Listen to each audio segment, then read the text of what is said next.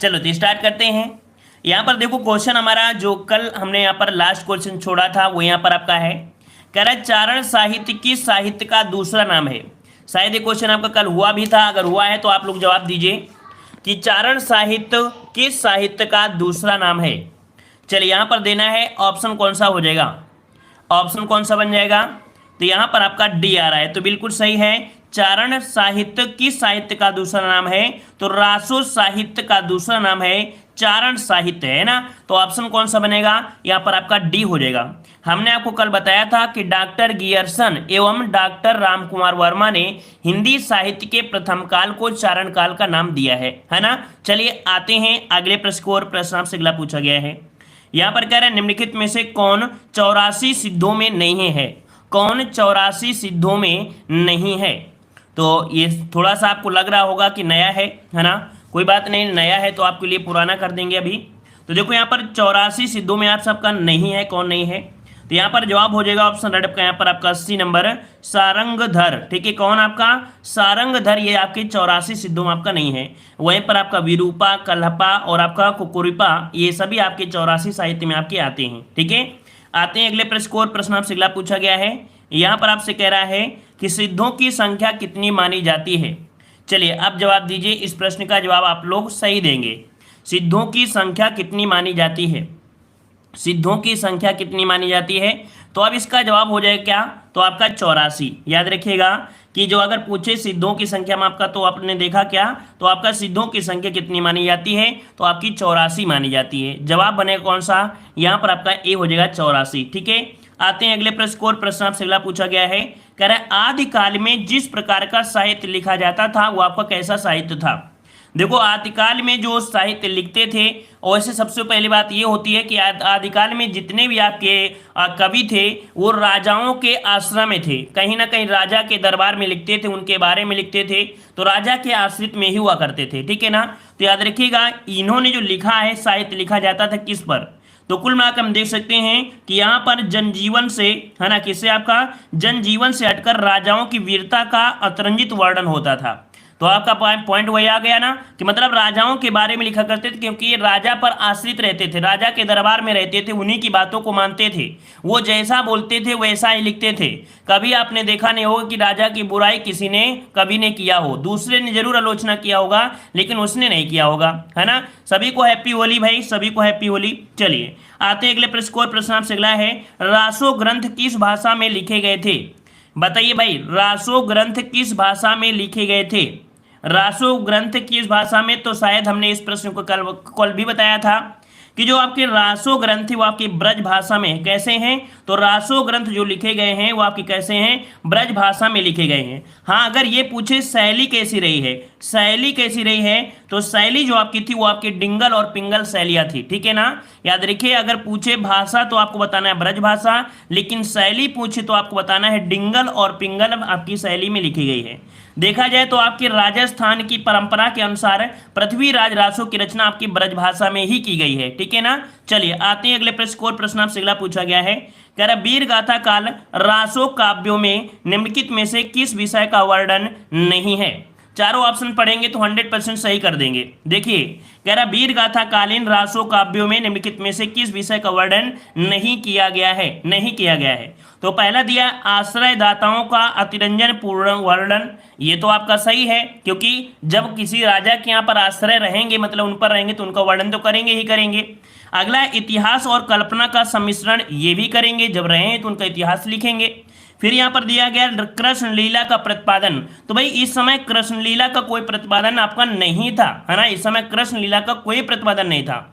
वहीं पर D number युद्धों का सजीव और गत्यात्मक वर्णन, इस समय जो राजा हुआ करते थे उनके युद्ध के बारे में, उनके पराक्रमण के बारे में अच्छे से लिखा करते थे। तो यहाँ पर कह सकते हैं कि पहला सही है, दूसरा सही है और आपका चौथा सही है, लेकिन तीसरा जो आपका पॉइंट लिखा है ये रासो काव्य में या वीरगाथा काल के समय कृष्ण लीला का प्रतिपादन इस समय नहीं होता था, है ना। चलिए आते हैं अगले प्रश्न को, और प्रश्न आपसे अगला पूछा गया है। यहाँ पर कह रहा है हिंदी साहित्य के 700 से 1400 ईस्वी के कालखंड को गियर्सन ने क्या नाम दिया है। देखो, जो आपका समय दिया है 1400 ईस्वी से स्टार्ट होता है और आपके 700 से स्टार्ट होता है, 1400 ईस्वी तक आपका जो समय है, इस कालखंड को गियर्सन ने जो कहा है वो कौन सा नाम दिया है? तो हमने इसको पहले भी बता चुके हैं। गियर्सन के अनुसार इस समय को जो बोला गया है वो बोला गया आपका चारण काल, है ना, चारण काल बोला गया है। इसका राइट आंसर आपके यहाँ पर सी हो जाएगा। देखो कितना अच्छा लग रहा है कि आप लोगों ने इसके पहले वीडियो में अगर देखा है तो इसमें आप सही कर ले रहे हैं, है ना। आपको भी अच्छा लगता होगा और हमें भी लगता है कि नहीं, हमने कुछ सिखाया आपको। ठीक है, चलिए आते हैं अगले प्रश्न को। और प्रश्न आपसे अगला पूछा गया है, बीसल देवरासों में किस शैली का प्रयोग किया गया है? बीसल देवरासों में किस शैली का प्रयोग किया गया है? चलिए, बीसल देवरासों में, तो ये थोड़ा सा आपको नया लगेगा, लेकिन याद रखिएगा कि बीसल देवरासो है। इसके पहले आपका था रासो, है ना, इसके पहले था आपका कि रासो ग्रंथ किस ग्रंथ में लिखे गए हैं? तो आपकी ब्रज भाषा में। लेकिन जो आपका बीसल देवरासो है ये लिखा है गे, किसमें? तो आपके गे काव्य में लिखा गया है। ठीक है, बीसल देवरासो किसमें? तो आपके गे काव्य में लिखा गया है। इसके रूप में परिवर्तन होता है। यह जो आपका है किस पर है? तो आपके प्रेम पर आधारित है, श्रृंगार पर आधारित आपका यहाँ कह सकते हैं काव्य है। ठीक है, जिसमें आपने नाम सुना होगा भोज। भोज जो परमार की पुत्री थी, राजमती, और अजमेर के चौहान राजा बीसल देव तृतीय के विवाह का वर्णन इसमें बहुत ही अच्छी तरीके से किया गया है। ठीक है, चलिए आते हैं अगले प्रश्न को। और प्रश्न आपसे अगला पूछा गया है, यहां पर आपसे कह रहा है बीसल देव रासों के रचनाकार कौन है? बीसल देव रासों के रचनाकार कौन से हैं? चलिए यहां पर देना है। पसंद आ रहा है तो वीडियो को लाइक से करते रहिएगा। ठीक है, और जो लोग जुड़ रहे हैं उनको सभी को हैप्पी होली। जो लोग आप फ्रेंड भी देख रहे हैं उनको भी हैप्पी होली। ठीक है, और चलिए तो यहाँ पर देख सकते हैं आपका पूछा गया है आपका कौन?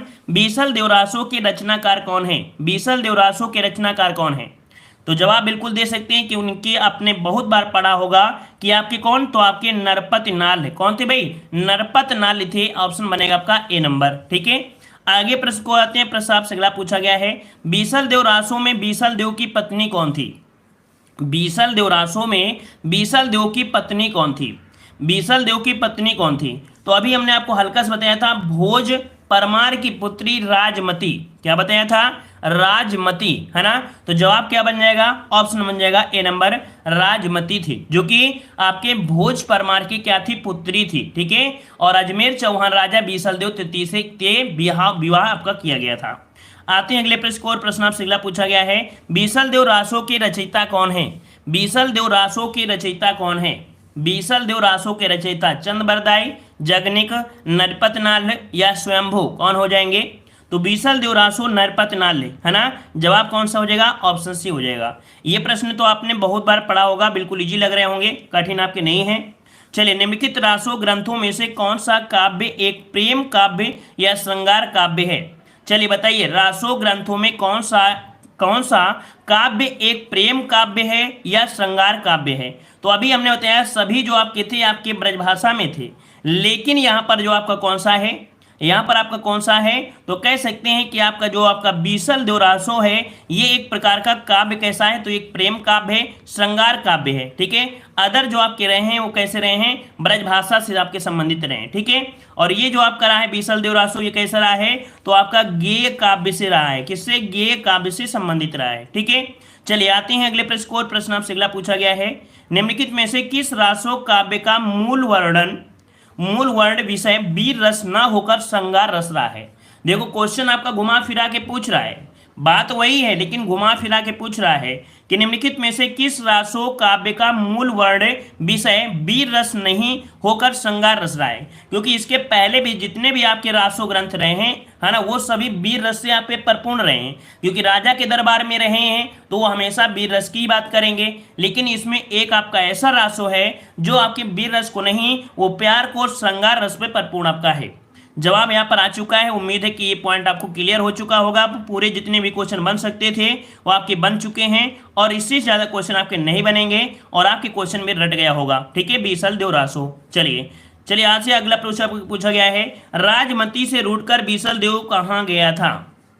चलिए तो भाई जब आपने पढ़ा होगा, है ना, आपने पढ़ा होगा एमए में, तभी तो जवाब दे सकते हैं। अगर अच्छे से आपने पढ़ा होगा तो एमए में आपने पढ़ा होगा तो जवाब दे सकते हैं, नहीं पढ़ा होगा तो आज आपको पढ़ना पड़ेगा, ठीक है ना।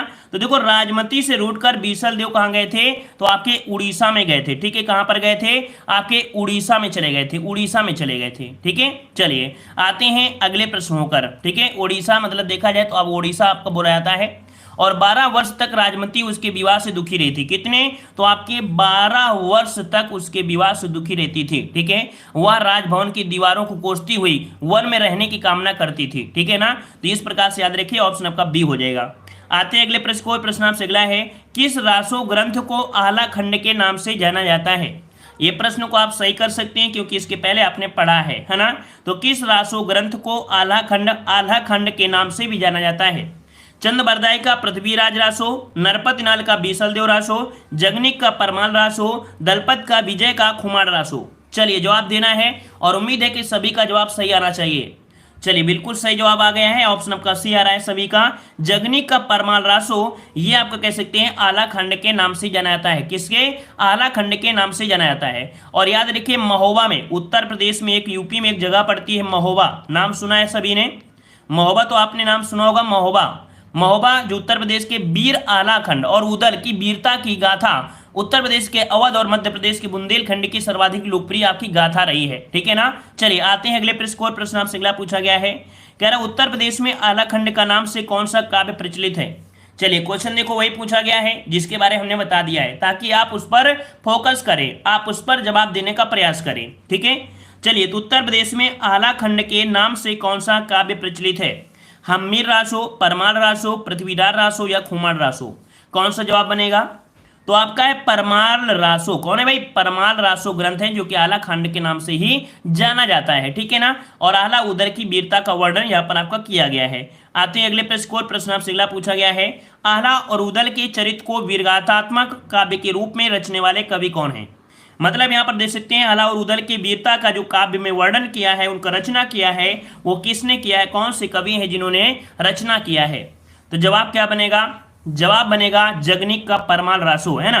तो आपका जवाब हो जाए कौन सा, सी नंबर, जगनिक। इन्होंने ही तो बताया ना किसमें, परमाल रासो में, परमाल रासो में जो वर्णन है किसका है, तो आपके आला और उदल का है। तो कुल मिला के हम लोग बोल सकते हैं कि जगनिक के परमाल रासो ग्रंथ में आला खंड, ये कह सकते हैं आला और उदल के जीवन चित्रण के बारे में दिया गया है, ठीक है। चलिए आते हैं अगले प्रश्न को। प्रश्न आपसे अगला पूछा गया है, आला खंड का दूसरा नाम क्या है। चलिए बताइए। इस प्रश्न का जवाब बिल्कुल सभी का आना चाहिए, क्योंकि जब क्वेश्चन आपके 3 से 4 बार रिपीट हो जाएं तो गलती होने के चांस नहीं होना चाहिए। और अगर होते हैं तो इसका मतलब है कि आपका जो कंसंट्रेट है वो आपके पढ़ाई पर नहीं है, वो आपको कहीं दूसरी जगह लगा होगा, ठीक है। चलिए तो यहाँ पर देखो किसी किसी का तो गुजिया में लगा होगा, और कुछ लड़के होंगे जो क्या वो बोलते हैं, होली में वो ठंडाई पी लेते हैं, ठंडाई में लगा होगा। कुछ लोग तो भांग के नशे में होंगे, सबके नशे में होंगे, है ना। चलिए कोई बात नहीं है, थोड़ी देर में भांग उतर जाएगा। चलिए बताइए आला खंड का दूसरा नाम क्या है, आला खंड का दूसरा नाम। चलिए यहाँ पर जवाब आ गया है 90 का सभी का आ रहा है। यहाँ पर आपसे कह रहा है कौन सा, ए नंबर। बहुत अच्छी बात है कि जवाब ए नंबर बिल्कुल सही है, परमाल रासो हो जाएगा, है ना। पहली बार किसी का गलती हो रहा है, परेशान मत होइए, पहली बार गलती हो रहा तो हो जाने दीजिए, लेकिन बार बार गलती मत करिए, क्योंकि 4 से 5 क्वेश्चन हम आपको डेली ले आते हैं एक ही क्वेश्चन के, ताकि आप उस पर फोकस कर सकें। क्योंकि हमें पता है एमए के पेपर जो होते हैं ईमानदारी से कोई देता नहीं है, ईमानदारी से पेपर कोई नहीं देता है, पैसे जमा होते हैं और इसके बाद वहाँ पर पूरी की पूरी कापियाँ ले जाने देते हैं, सेंटर पे लिखते हैं, बैठ के बढ़िया भयंकर लिखाई करते हैं, जितना ज़्यादा लिख लो उतने ज़्यादा नंबर, है ना। लेकिन पेपर के दिन ही पढ़ते हैं, इसके पहले नहीं पढ़ते हैं, तो वही दिक्कतें बाद में आती हैं, है कि नहीं। चलिए ये सबके साथ होता है और यही हमारे साथ भी हुआ है, यही हमारे साथ भी हुआ था, ऐसी कोई बड़ी बात नहीं है, ठीक है। क्योंकि इधर तैयारी करेंगे कि भाई एमए के पेपर देंगे, तो ये सबके साथ होता है, कोई बात नहीं है। चलिए जब समय आता है तो अपने आप में बदलाव करना ही पड़ता है, ठीक है। चलिए बताइए, यहाँ पर दिया है आला और उदल, आला और उदल नामक 2 वीर सरदारों की वीरतापूर्ण लड़ाई का वर्णन जो मिलता है वो किस पर मिलता है। चलिए बताइए। तो 92 का जवाब क्या बनेगा, 92 का ऑप्शन बनेगा ए नंबर, परमाल रासो में, है ना, परमाल रासो में। अब इतने क्वेश्चन आपके हो चुके हैं कि आप परमाल रासो को तो भूल ही नहीं सकते हो, पूरा बता सकते हो परमाल रासो कौन थे। चलिए बताइए परमाल रासो के लेखक कौन है। चलिए एक क्वेश्चन और आपका आ चुका है, परमाल रासो के जो आपके लेखक है वो आपके कौन से हैं। चलिए यहाँ पर देना है सही जवाब कौन सा हो जाएगा। जो लोग जुड़ते जा रहे हैं लाइक शेयर करते रहिए, जो लोग ऑफलाइन देख रहे हैं वो लोग भी यहाँ पर शेयर करते रहिए और यहाँ पर लाइक शेयर करते रहिए, ठीक है। चलिए यहाँ का जवाब आ चुका है 94 नंबर। परमाल रासो के लेखक कौन से आपके हैं, जगनिक हो जाएगा, है ना। अब आपकी गलती नहीं होंगी। चलिए आते अगले प्रश्न को, प्रश्न आपसे अगला है, आला और उदल किस राजा के सामंत थे। चलिए बताइए आला और उदल किस राजा के सामंत थे। चलिए किस राजा के सामंत थे, तो भाई यहाँ पर कह सकते हैं कि आपके परमाल, है ना, बात वही हो रही है तो आपका यही हो जाएगा, है ना, कि आला और उदल परमाल के दरबार में सामंत थे जिनकी वीरता का वर्णन जगनिक ने परमाल रासो में किया गया है। तो ऑप्शन आपका ए हो जाएगा। अगला प्रश्न आपसे दिया गया है कि आपसे वीर गाथा काल के प्रसिद्ध प्रबंध काव्य का नाम क्या है।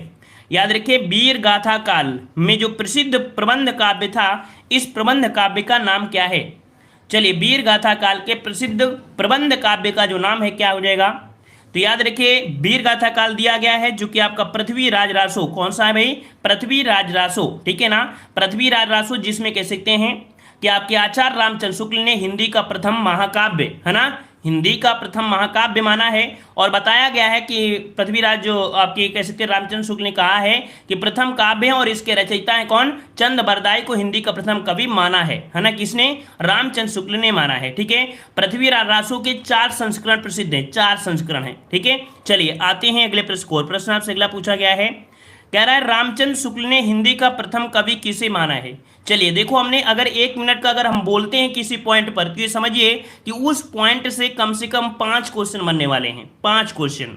चलिए रामचंद्र शुक्ल ने हिंदी का प्रथम कवि किसे माना है। चलिए देखो कितनी अच्छी बात है कि आपने हमारी बात को सुना, और जब बात को सुना है तो कम से कम आप जवाब भी बिल्कुल दे रहे हैं फटाफट। तो आपका जवाब हो जाएगा सी नंबर, है ना, चंद बरदाई, क्योंकि चंद बरदाई ने तो आपको कैसे रचित किया है कि नहीं। चलिए आते अगले प्रश्न को, प्रश्न आपसे अगला पूछा गया है, देखो कितना भी आपको कठिन लगता हो, अगर हम यहाँ पर एक बार बता देंगे और दोबारा आप टेस्ट पेपर जब लगाओगे ना तो 100% सही करोगे, 100%, 99 नहीं 100% सही करोगे।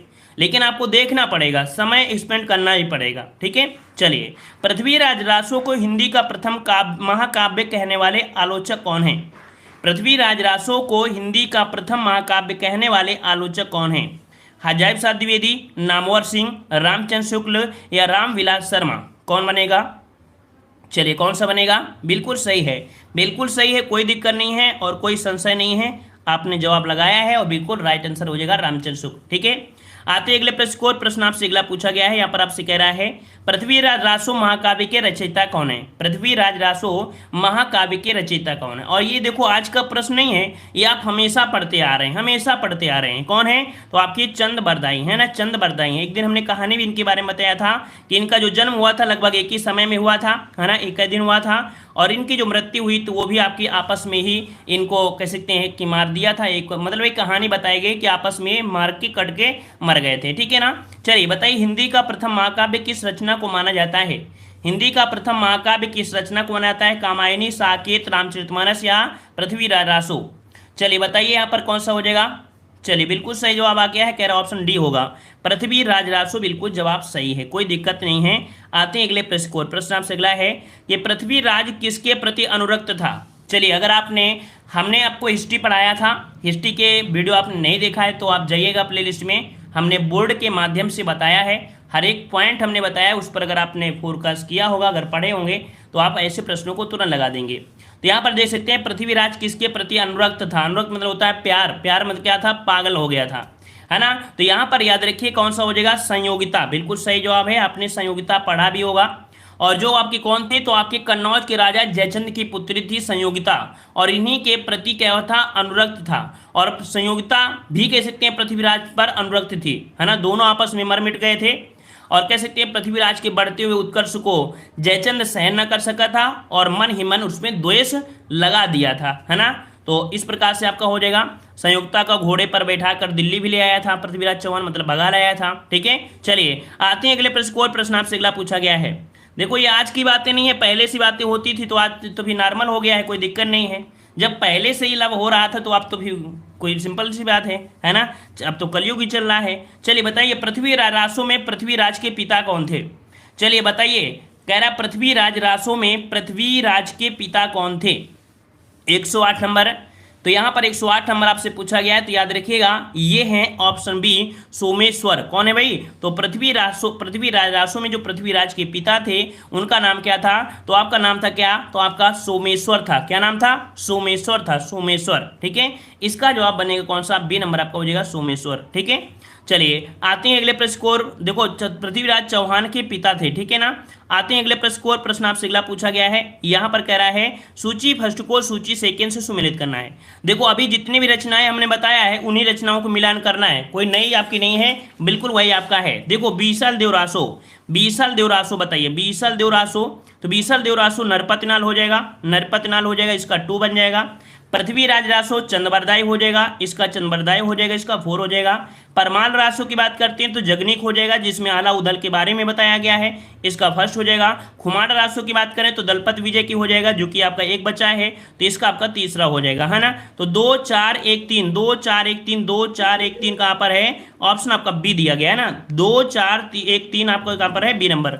देखो कितना इजी हुआ था, है ना, बिल्कुल इजी है, बस पढ़ना है, रेगुलर रहोगे तो हम इतनी गारंटी ले रहे हैं कि हिंदी जो ग्रामर है, ग्रामर में गलती कर दोगे लेकिन इसमें गलती नहीं होने देंगे, बस आपको समय देना होगा कम से कम 1 महीना। ठीक है, चलिए पूछा गया है खुमान रासो का रचयिता कौन है? खुमान रासो का रचयिता कौन है?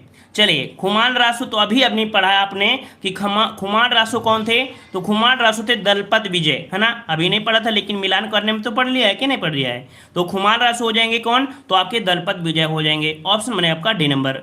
अगला प्रश्न आपसे पूछा गया है, कह रहा है खुमान रासो के रचयिता कौन है? खुमान रासो के रचयिता कौन है? खुमान रासो के रचयिता कौन हो जाएंगे? तो यहाँ पर रचयिता आपके बनेंगे 111 नंबर में ए नंबर आपके दलपत विजय हो जाएंगे। अब ये भी प्रश्न आपको रट गया होगा, है ना, रट गया है कि नहीं रट गया है? चलिए यहाँ पर आपसे क्वेश्चन पूछा गया है और इस प्रश्न को हमने देखो बताया भी है ना, इस प्रश्न को देखो बताया, ध्यान से देखिएगा। कह रहा है आचार्य रामचंद्र शुक्ल के अनुसार हिंदी साहित्य के आदिकाल का जो समय सीमा है वो आपकी कितनी थी? आदिकाल की समय सीमा आचार्य रामचंद्र शुक्ल के अनुसार, तो देखो यहाँ पर हमने बताया था 1050 जो आपका दिया गया है, 1050 लेके कहाँ तक? 1375 समय को कहा गया है। ठीक है, ए नंबर आपका राइट यहाँ पर हो जाएगा। ठीक है, आते हैं अगले प्रश्न को। प्रश्न आपसे अगला पूछा गया है, निम्नलिखित में से कौन वीरगाथा काल की रचना नहीं है? वीरगाथा काल का रचना नहीं है, यहाँ पर आपको देना है। चलिए यहाँ पर सही जवाब कौन सा हो जाएगा? 115 नंबर में, 115 नंबर में।